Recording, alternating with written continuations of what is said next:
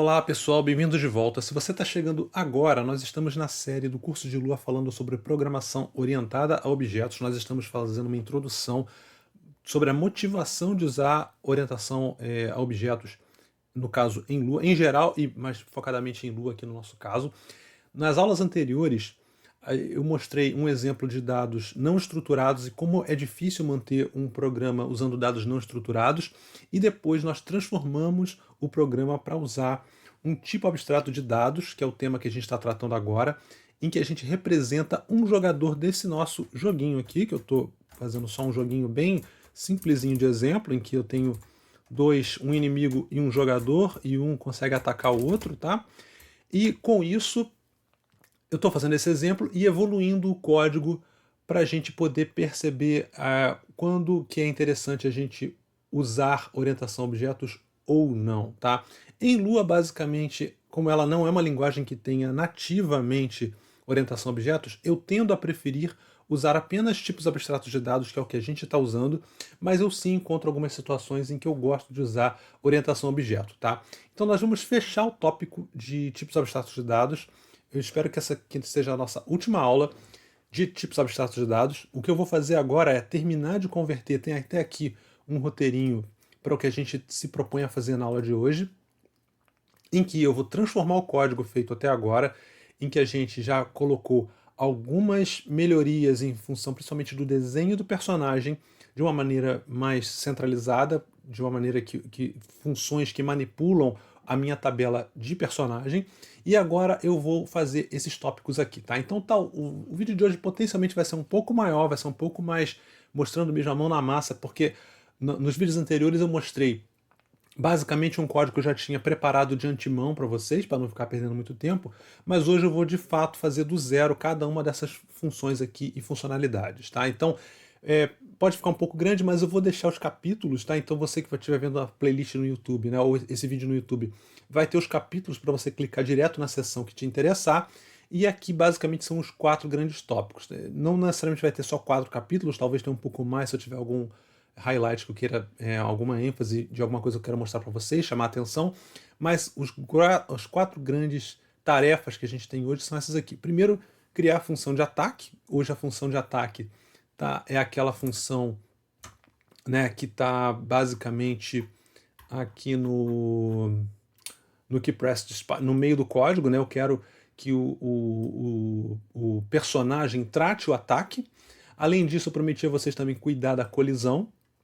Então essa colisão que está aqui espalhada, né? Eu estou fazendo, vendo, eu chamo MathABS aqui, MathABS aqui. Então o cálculo de colisão ele está separado, o que não é bom. Eu quero tratar isso uniformemente como uma única função.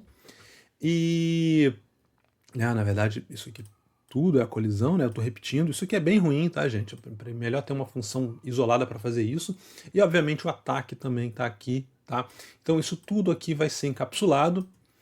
E, bom, se a gente perceber mais alguma melhoria do meio do caminho, também vou tentar abordar. Então a intenção é fechar hoje esse módulo e deixar tudo pronto para a gente começar a tratar orientação a objeto, tá? E o primeiro passo para a gente começar a fazer orientação a objeto é esse último passo aqui, que eu vou começar a converter o código para usar metatables. Só isso não garante, mas já é um passo na direção do que a gente está querendo, tá? Então vamos começar pelo tópico número 1. Vamos começar pela criação da função de ataque. Deixa eu só duplicar esse código. E eu vou fazer um V3 aqui. Pronto. Então este V3, agora eu posso esconder isso aqui. O V2 eu posso fechar, esse sandbox também. Esse aqui é o meu roteiro, deixa para cá. Isso aqui eu também não preciso. Que o caractere eu preciso. O V4... Tá, o caractere.lua, só para poder ter um histórico, eu vou usar um caractere V3 aqui também. Vou duplicar esse cara também. Então o caractere, eu vou chamar o caractere v3.lua. Isso aí. Beleza. Então esse cara vai tirar. Deixa eu fechar aqui novamente. Isso aqui também não preciso. Esse cara aqui também não preciso. Tá, eu acho que isso aqui dá para começar. Eu vou ter que mudar certamente aqui na hora de... No meu main V3, eu vou precisar chamar o caractere V3.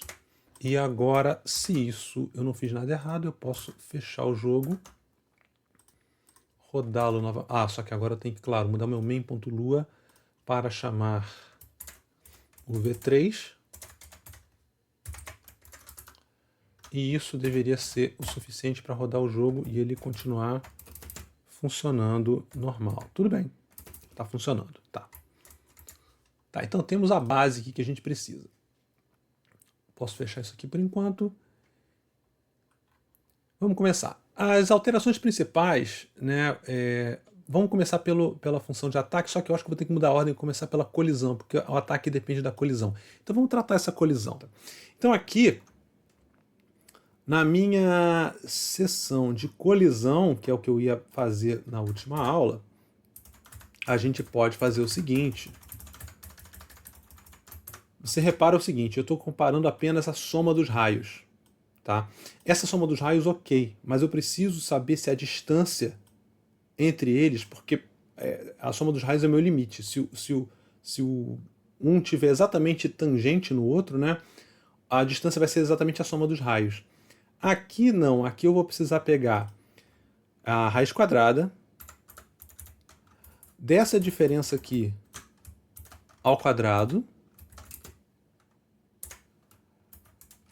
mais, agora eu repito isso aqui tudo, essa diferença aqui também ao quadrado, só que agora com y. Deixa eu fazer um wrap aqui. Pronto. Então o que acontece? Eu posso até colocar assim para ficar um pouco mais simples de enxergar. Math SQRT. Isso. Então, eu estou dizendo que a raiz quadrada desse valor aqui, tentando fazer uma indentação que faça mais sentido.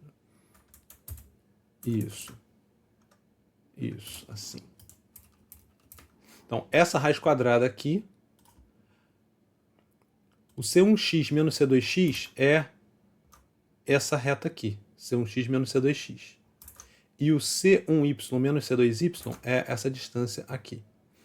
É claro que pode ser que um ou outro dê negativo, mas não importa, porque quando eu elevar ao quadrado, né, quando essa diferença for ao quadrado, ele vai ficar positivo, depois eu somo e calculo a raiz quadrada, para obter exatamente o comprimento dessa diagonal aqui.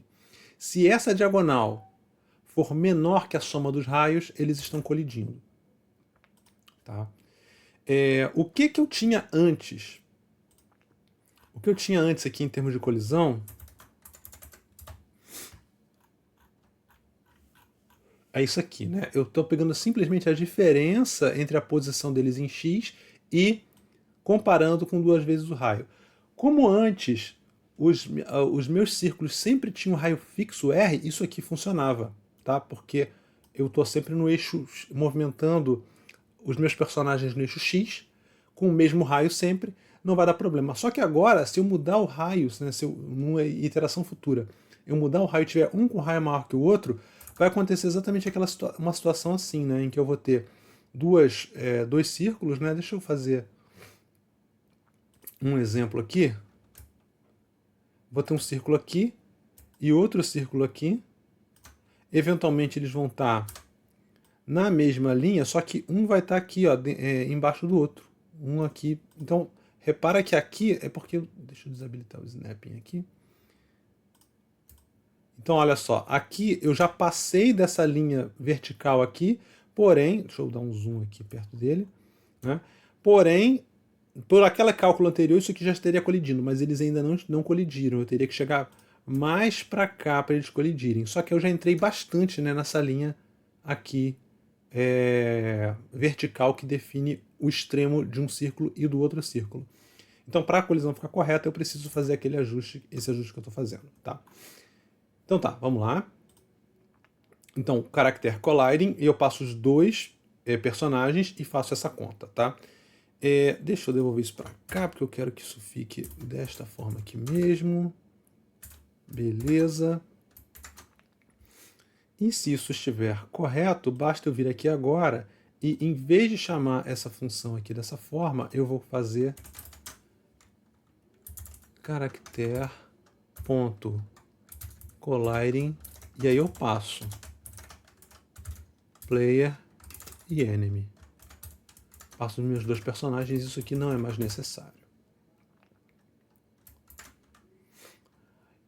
O legal é o seguinte, isso aqui, obviamente, como eu estou comparando com menor ou igual, isso me retorna um booleano. E o que eu quero, que ele vai retornar true ou false. Então é exatamente o que eu quero, que eu preciso. Então eu posso comparar diretamente aqui. Da mesma forma, isso aqui vai ali embaixo.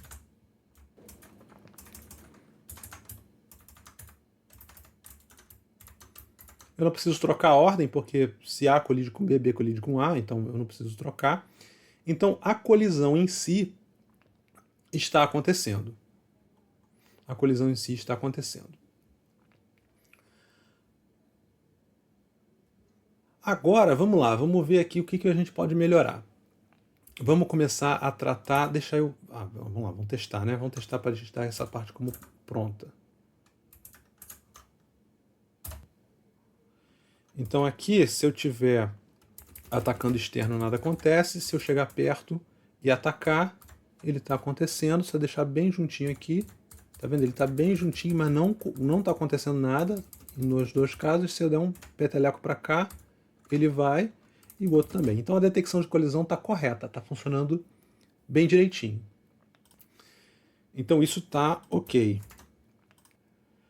Agora eu quero tratar o ataque. A função de ataque é basicamente esse aqui, né? Vamos fazer no personagem, vamos pensar como é que a gente vai fazer esse ataque. Então eu vou criar uma função.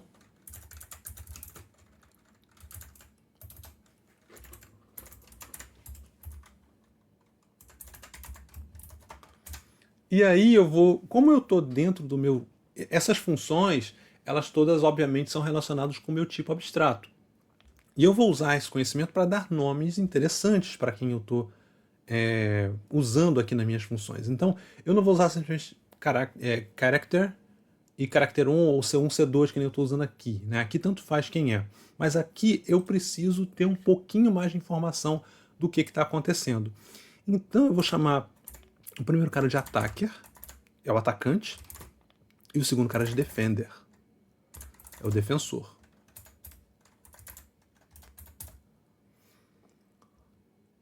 E o que eu vou fazer nessa função? O defender ponto HP vai ser igual ao defender ponto HP menos attacker ponto damage. Ponto. Essa é a minha função de ataque. Então agora aqui dentro, o que eu vou fazer? Eu vou fazer com que o meu player, na verdade character, né? Deixa eu fazer a minha estratégia de antes para eu ir evoluindo aos poucos. Character ponto ataque. Quem vem primeiro é o attacker, player, e quem defende é o enemy. Se isso estiver correto, eu poderia muito bem vir aqui, rodar, chegar o meu cara para perto aqui, o meu jogador para perto, e ele ataca, e eu consegui fazer. Então já está funcionando. Ótimo, posso apagar aqui. E agora posso colocar essa parte aqui. E só aqui eu só tenho que trocar, né? Quem é o atacante e quem é o defensor. Então é o inimigo atacando o player. Então, né, enquanto na colisão tanto faz a ordem, no ataque não tanto faz, né? Depende quem vai sofrer o ataque e quem vai atacar de fato.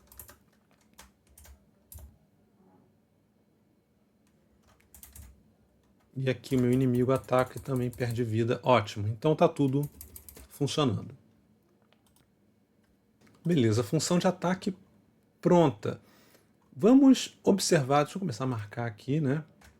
Tá, eu tô achando que... beleza, vamos lá. Vamos começar agora a pensar em soluções para esse ponto aqui. Verificar demais pontos onde atributos do personagem são usados diretamente no código.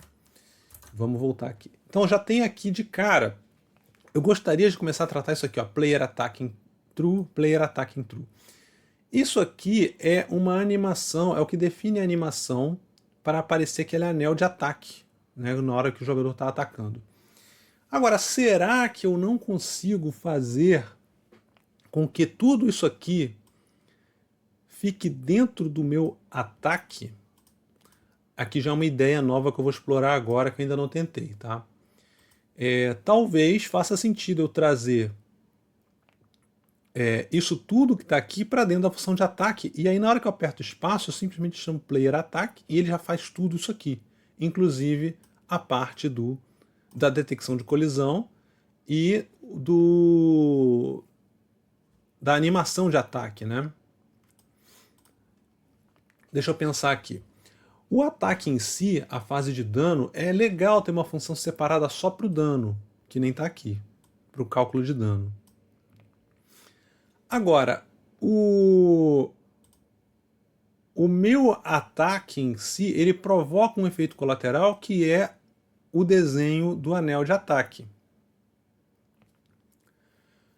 Então, eu acho que eu vou ter que mudar um pouco o nome dessa função aqui, para em vez de ser ataque, ter alguma coisa mais relacionada a dar o dano, né? Dar o dano no defensor. Tá bom. Vamos fazer o seguinte então. Eu vou chamar essa função, vocês vão entender aqui. Eu vou chamar essa função aqui de aplicar dano.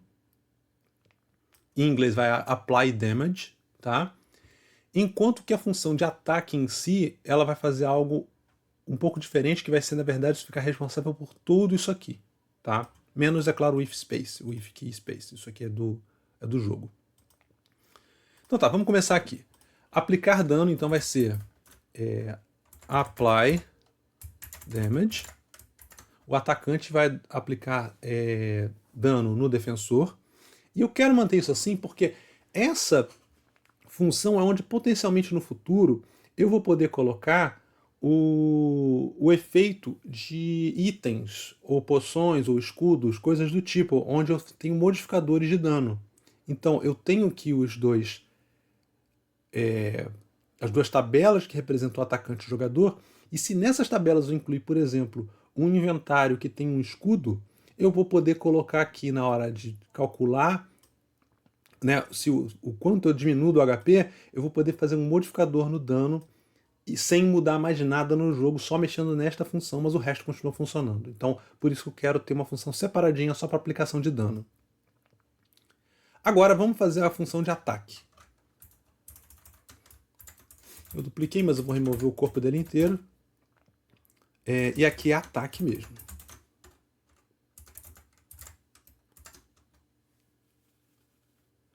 Tá bom. Deixa eu fazer uma coisa aqui, porque eu tô com uma dúvida, cara. Eu posso estar usando isso errado o tempo todo, mas como é que eu falo ataque em inglês? É com um T ou dois T's? Ah, são dois T's, então eu tô com tudo errado há um tempão. Vamos lá, não tem problema. Eu vou corrigir agora.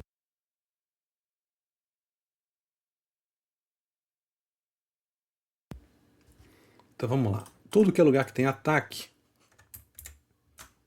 Ops, não isso. Não isso. Eu quero ataque. Isso. Eu vou fazer uma troca global de todo mundo por attack. Ops, não. Substituir, né? Aqui.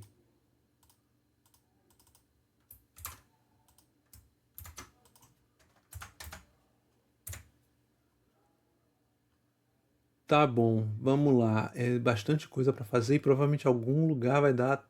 Deixa eu colocar match case. É bom. Então, se eu fizer o match case, eu acho que eu posso mandar soltar a bala em todo mundo. Replace all, que não devo dar problema. Se vocês forem fazer isso num projeto para valer, muito cuidado, tá? Replace. Mas aqui eu acho que a gente está seguro. Se der algum problema menor, a gente corrige aqui. Tá bom, não preciso mais disso. Posso fechar isso aqui. Pelo menos agora a gente vai ficar com tudo correto. O ataque aqui vai ser como? Vamos começar tentando puxar esse código que está aqui.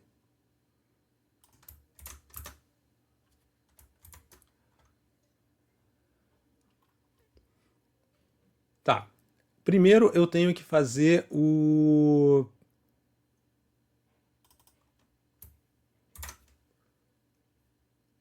atacante. Eu tenho que ver ele. Peraí, deixa eu ver uma coisa aqui. Tecla Space. Tá. Eu mudo o estado de ataque dele. Mudo o estado de ataque e agendo o estado de ataque voltar para falso. Então, quem muda o estado é só o atacante. Então, esse player aqui tem que ser o atacante. Isso. No caso aqui, o colliding, eu vou usar o attacker e aqui o defender. E aqui, claro, não pode ser mais ataque, porque senão fica recursivo. Eu tenho que chamar apply damage.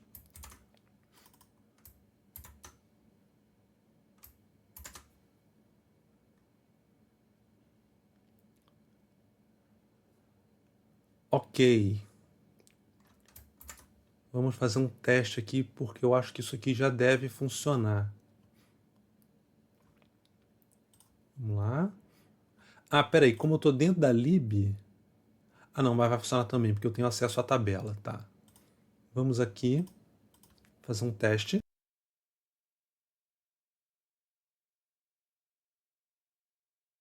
Então, player.attack. No player não, perdão, ainda não. Depois a gente vai fazer a conversão para fazer isso.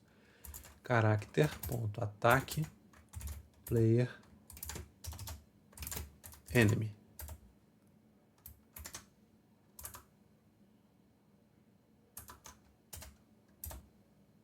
Vamos ver. Opa, deu um pau aqui. Vamos ver. Attempt to index global S a new value na character V3 linha 73. S é o meu scheduler. Ok. O que significa que eu preciso do scheduler aqui. Aham. Então o meu ataque precisa receber o scheduler. Só que o scheduler é a lib. E se eu não me engano, essa lib, ela usa as coisas globais. Deixa eu verificar aqui. O scheduler é uma tabela que eu retorno na hora que eu crio o módulo. Pois é, eu só não sei se eu posso chamá-lo down require direto do outro módulo. Vamos ver aqui se eu posso dar um require direto do outro módulo. O meu medo é o seguinte, se ele vai criar um novo scheduler aqui na hora que eu der um novo require dentro do outro módulo, ou se o cara, isso eu realmente esqueci, ou se o Lua mantém isso global. Vamos fechar isso aqui. Vamos lá em caractere V3. Aqui eu preciso fazer um local. Ou então eu passo o scheduler mais seguro por enquanto. A gente pode até tentar depois ver se melhora isso, mas o mais seguro por enquanto é eu na função de ataque passar o scheduler. Certamente isso funcionaria, né? Passar esse scheduler junto. Mas eu preferia evitar. Vamos tentar, vamos arriscar aqui e ver se funciona. O que pode acontecer é a animação parar de funcionar. Então vamos aqui.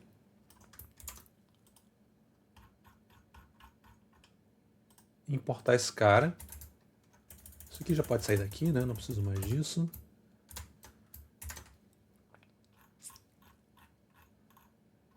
Tá, agora o S é um global aqui, pelo menos para esse arquivo. E talvez eu possa... Talvez ele possa me substituir aqui, vamos ver.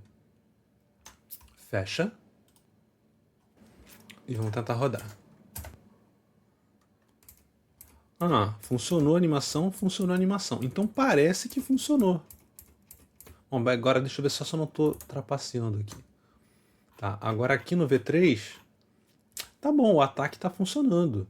Né? Ah, é porque eu acho que o scheduler só é usado aqui, em lugar mais nenhum. Então ele não precisaria nem estar aqui nesse arquivo, né? O meu scheduler não precisaria nem estar nesse arquivo. Ele poderia estar só realmente no outro... Ah, não, se bem que precisa sim, porque eu tenho que dar o step aqui. Mas aparentemente funcionou. Então, aparentemente o Lua carrega um cara só. Mesmo que eu faça vários requires em vários módulos diferentes, ele mantém isso numa tabela e não e ele é esperto o suficiente. Ótimo.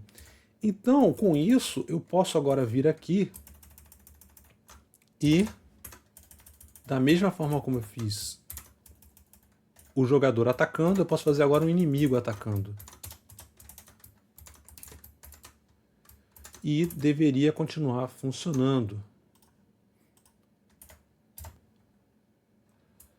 Tá? E o inimigo ataca e causa dano. E aqui também causa dano. Então tá funcionando. Ótimo. Então nós resolvemos dois problemas aqui. Inimigo atacando.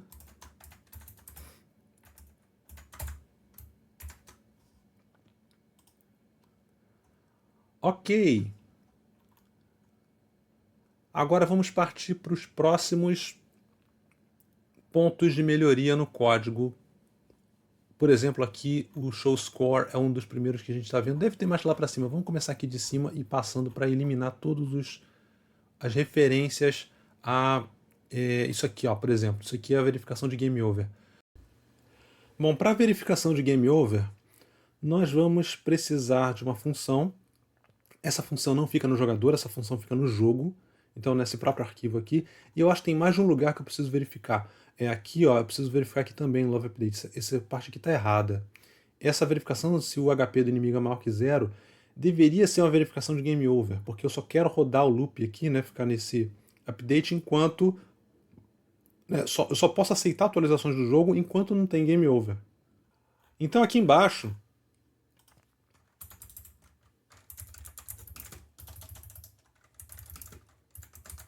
game over. E essa função game over, ela deveria receber o estado do jogo. Só que o que a gente está fazendo, a gente não tem o estado num único objeto, né, numa única tabela. O estado do jogo está, no caso, nos meus players. Né? Cada um dos meus players é o que define o estado do jogo. Então, ou se eu derrotar um inimigo ou se eu for derrotado, isso define a maneira como é dado game over. Então, da maneira como está hoje, eu preciso, na verdade, para o game over, eu preciso passar o player e o enemy. Eu preciso passar esses caras. Ou eu não passo eles, tá? E deixo eles como globais que eles são, porque eles estão criados aqui sem local, né? Então eles são globais.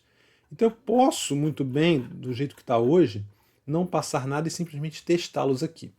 Então game over é o seguinte: quando é que o jogo acaba? Se player.hp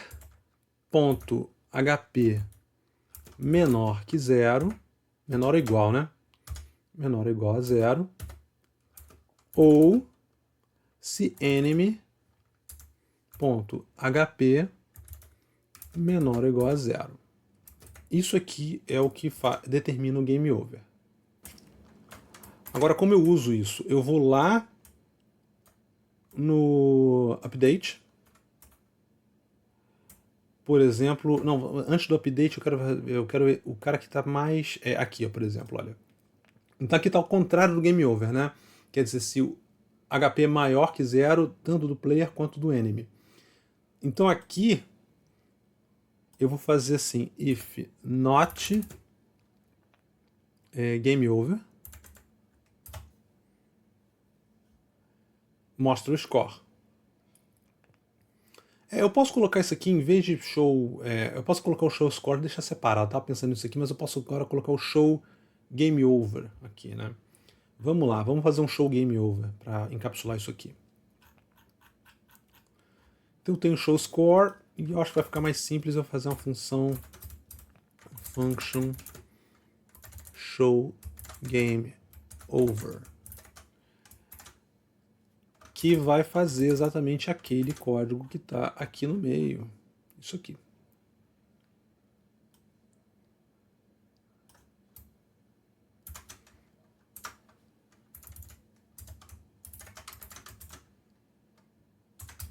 E eu coloco esse código aqui.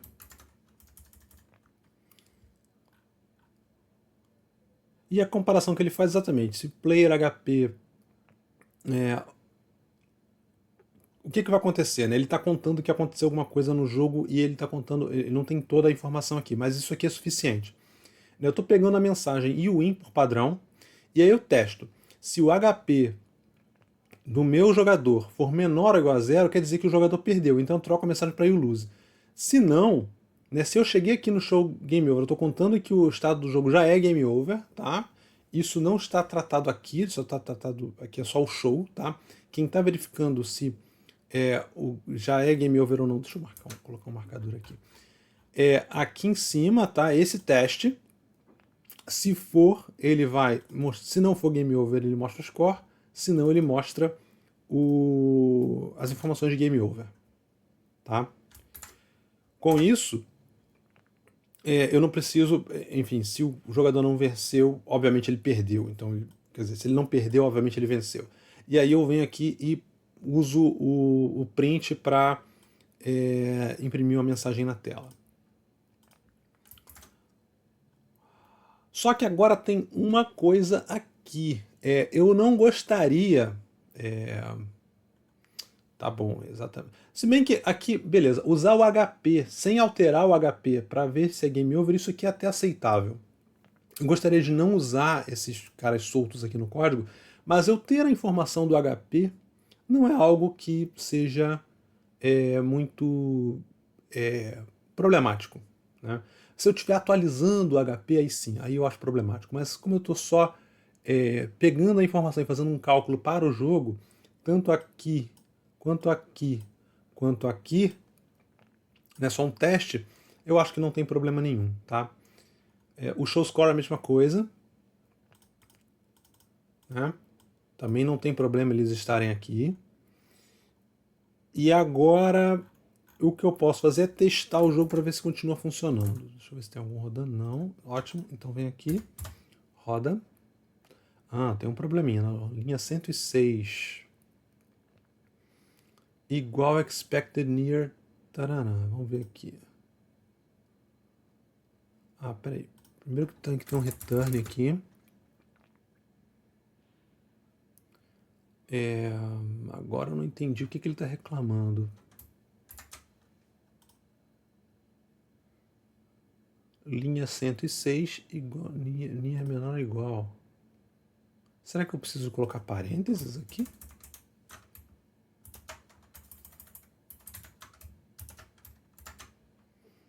Vamos ver se é isso. Ótimo, carregou. Ele ataca. Aí ele já apareceu you win aqui. Então deu alguma coisa errada. Né? Só que porque não é game over, ele está dando you win. Tá bom. Então ele está entrando no show score, no show game over aqui. E final... tá. Porque eu não chamei game over, eu só passei a função, então ela vai dar true, not true é false, e aqui... em Lua, se você acompanha o curso, qualquer coisa diferente de nil e false é considerado true, tá? Então aqui, como eu peguei a minha função, if not, a minha função, sem chamar a função, ela pegou o endereço válido, e aí, enfim, essa expressão inteira aqui, sem contar os parênteses, ia dar false, e ele ia executar show game over. Esse era o bug. Mas vamos lá, agora está corrigido. Agora aparece aqui o meu placar, eu posso fazer, né, aqui, e quando eu ganho, beleza, e vamos tentar agora ver eu perdendo. Agora quando eu perco, tá. Vamos mudar o dano aqui, né, para a gente fazer mais rápido, porque eu quero testar mais, então vamos colocar o dano para 20 e aqui também para 20.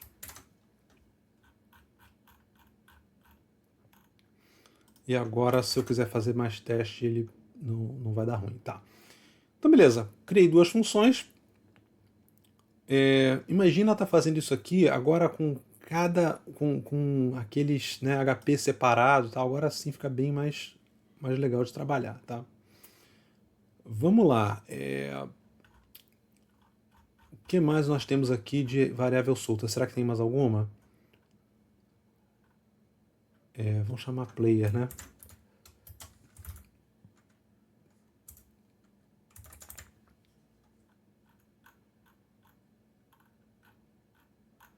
Eu acho que não, acho que foi em tudo, né? Eu acho que os únicos que estão usando são exatamente o show score, o game over e o show game over.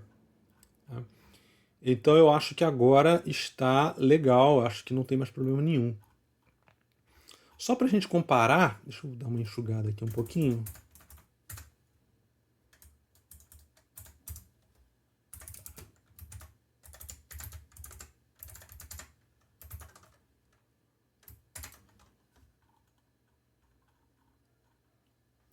Vamos dar uma comparada com a primeira versão 1.1, que foi a versão que eu apresentei para vocês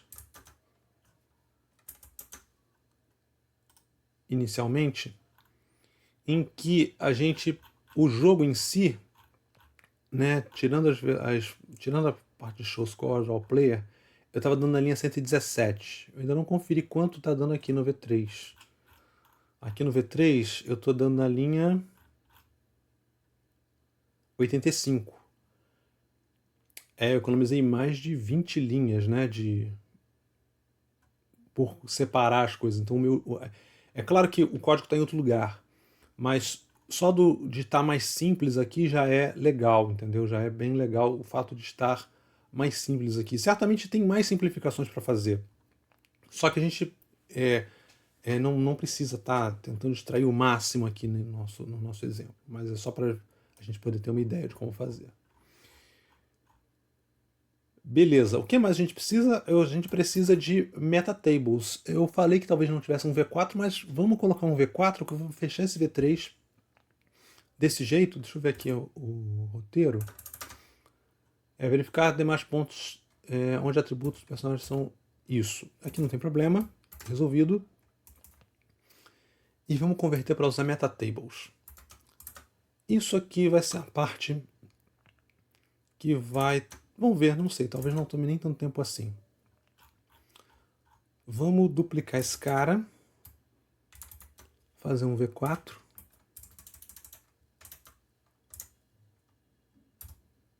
Isso. E o meu caractere que tem aqui o V3, eu vou fazer também o V4. Tá.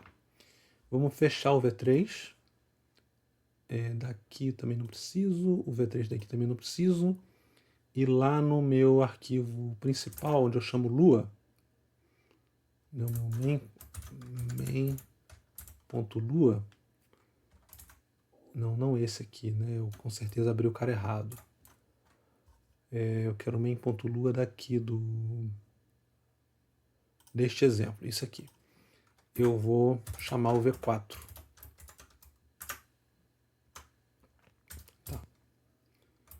Tá aqui. Com isso, tá bom. Vamos começar a trabalhar o meu personagem para que ele use metatables. Agora, gente, a aplicação básica.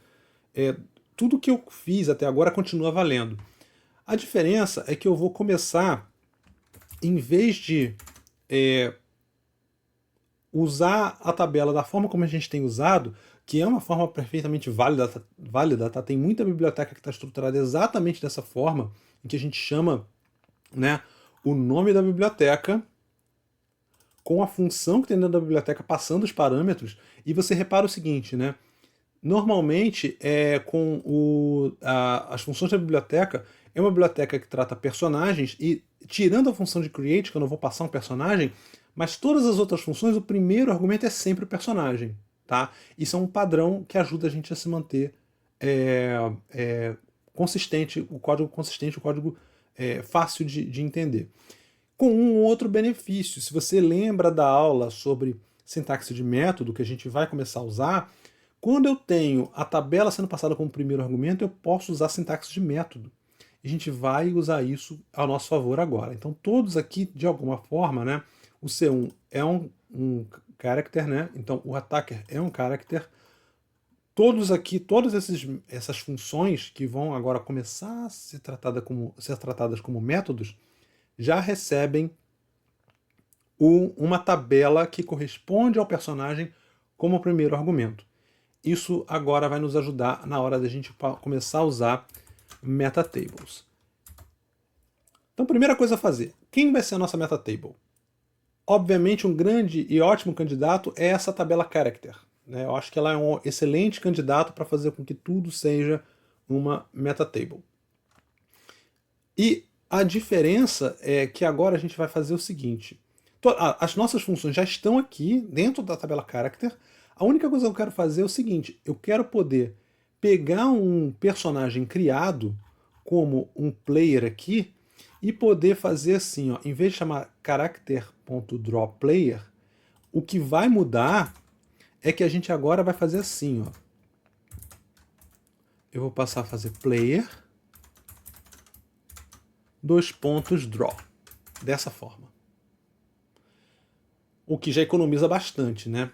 Para a gente poder fazer isso, eu preciso definir character como metatable e definir essa metatable aqui.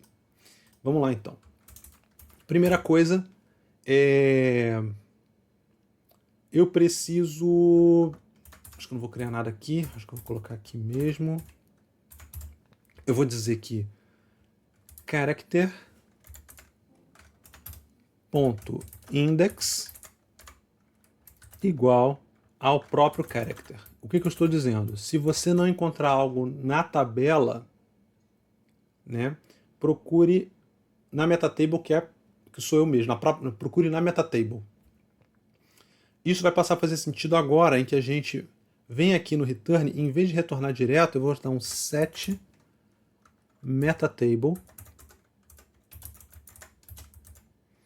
passando a minha tabela de personagem como primeiro argumento e a metatable é character.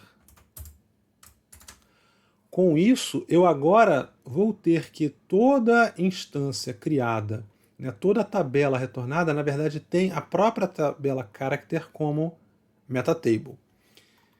Com isso, na hora que eu chamar player draw, o que ele vai tentar fazer? Ele vai tentar pegar dentro da tabela player, achar uma função draw. Existe uma função draw dentro da tabela table? Né? Se a gente voltar aqui, dentro da tabela player, a tabela player é isso aqui.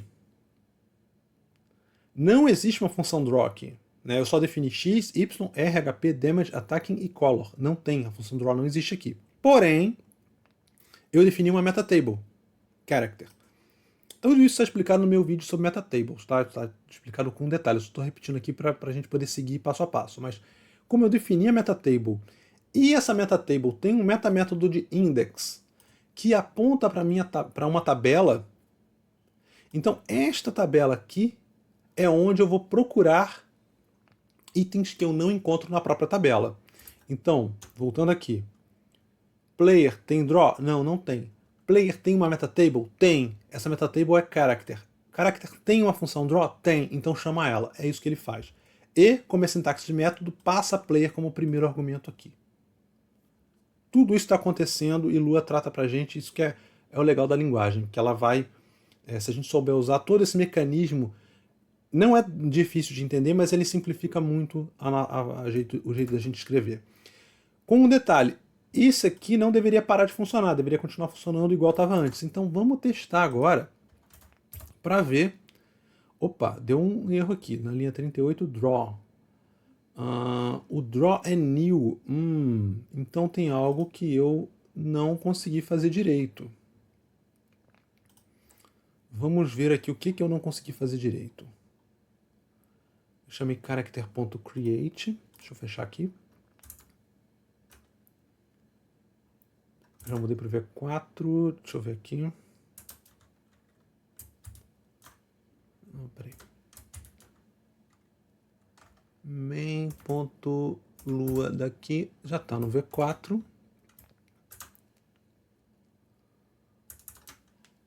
O player já é o character.create, o qual... peraí, tem um problema aqui, né? Eu estou no V3, eu tenho que passar no V4. Esse era o problema. Isso. Vamos lá. É isso, agora faz. Se eu puxar para cá o meu... né? Então ele... O que eu mudei, né? E o que continuou funcionando? Foi a função de desenho, né? Então aqui, no meu main V4, na hora de desenhar, eu estou chamando player draw. Então agora eu posso detonar isso aqui e chamar aqui também enemy draw. Repara, se vocês... Só para ficar muito claro, tá, gente? Eu sei que pode ser um pouco chata a repetição, mas isso aqui é exatamente igual. Não tem diferença, tá? Para isso aqui. O mecanismo não é exatamente igual, porque tem um mecanismo interno que o Lua tem que detectar a metatable e chamar o método a partir da metatable. Mas no fim das contas, esta função aqui está sendo chamada. Só um mecanismo de chamada que eu mudei, incluindo uma etapazinha que ele vai ter que verificar se existe ou não draw dentro da própria tabela enemy. Tá? Mas no fim das contas é exatamente esse código que vai ser chamado. Tá? Enfim, revisa lá de novo a aula de metatable se você tem metamétodos, se você tem dúvida nisso, porque está tudo bem explicadinho lá. Mas não deveria ser complicado para a gente que já está acompanhando o curso, não. Então tá. Existe um ser meio alienígena aqui, né? Eu vou fazer isso, eu sei que foge um pouco do tema metatables, mas repara o que está acontecendo. Nós estamos subindo o nível da linguagem que a gente está aplicando no jogo. Eu estou aqui falando em termos de player, inimigo, aqui eu estou dando game over, show score, show game over, e de repente aqui no meio tem love graphics. Desci muito o nível, né? Então vamos fazer o seguinte, vamos colocar aqui uma função, eu não vou criar um objeto, né? Eu não vou criar uma tabela para o chão, mas eu vou pelo menos colocar aqui um draw floor para desenhar o chão. E o que vai ter dentro é exatamente isso aqui. Então, lá embaixo, aqui eu vou, antes do show score, vou ter uma função draw floor que faz exatamente isso aqui. Então agora eu voltei a subir o nível em que eu não tenho que o chão é isso aqui, tá? É claro que eu ainda estou usando globais aqui, enfim, a gente pode... se o jogo ficar muito mais complexo, a gente vai ter que começar a não colocar mais essas globais, mas isso aqui vai resolver pra gente aqui por enquanto e eleva a linguagem que a gente está usando. Inclusive eu deixo de precisar desse draw floor aqui. Eu vou deixar aqui personagens, mas eu não precisaria mais. Então desenho o inimigo, desenho o chão e exibo o placar ou game over. Vamos rodar para ver se não deu um pau que eu não esperava. Então o chão está sendo desenhado, então está funcionando. O inimigo ataca, eu ataco e eu ganho. Beleza. Falta alguma coisa para da conversão? Deixa eu ver se está sendo chamado character em algum lugar aqui. O character create não tem como eu evitar. Agora character move. Então o character move é outro que eu posso mexer, né? Em vez de chamar character move, eu posso chamar... Aqui eu vou até fazer uma substituição mais global aqui. Vamos ver aqui. Então, em vez de eu fazer assim, eu posso tirar isso aqui, puxar o player ou o enemy aqui para frente, chamar com sintaxe de método e tirar o primeiro argumento, que ele vai passar automaticamente. Pronto. Já facilita um pouquinho mais também. Aqui, caractere ataque, a mesma coisa. Aqui no caractere ataque é bom a gente dar uma olhada aqui, porque eu tenho dois sendo passados, né? O primeiro é quem está tomando a ação. Tá sempre o primeiro é quem está tomando a ação. Então eu posso fazer a mesma coisa aqui. Eu posso pegar, tirar o caractere, puxar o primeiro para frente, chamar com sintaxe de método e passar sobre quem ele está atacando. Então, player attack enemy. E aqui enemy attack player. Ficou bem legal, né? Ficou bem expressivo aqui. Tem mais algum? Não. Só restaram esses aqui. Que é o mínimo, né? Esses aqui não tem como se livrar. Embora tenha uma coisa para fazer aqui que pode ficar bem legal, né? Que em vez de chamar character create, eu eliminar a necessidade do create. Existe uma possibilidade de fazer isso. Mas vamos testar. Então aqui eu tenho o meu inimigo, ataca, funciona. Tenho eu me movendo, ataco, funciona. Vamos agora perder, para ver se o luz também está funcionando. Então meu jogo está convertido. Tá? Usando metatables agora. Que diferença, hein? Agora está bem menorzinho. Né? Tá bem mais... Vamos dar uma repassada aqui para vocês acompanharem. Ó. Então tenho aqui algumas setups do jogo. Tenho a criação do player, a criação do inimigo.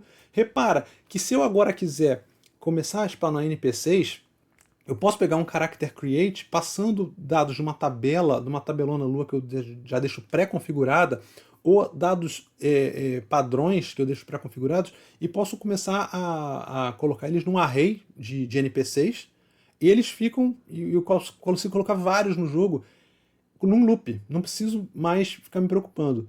Posso fazer eles atacarem randomicamente, é claro que vai dar muito mais trabalho, né?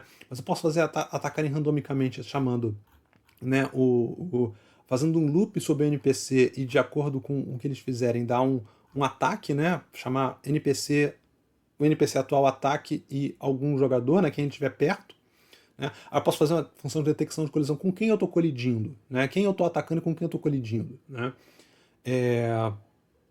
Inclusive, o que acontece? O ataque aqui, eu estou direcionando o ataque para um inimigo específico.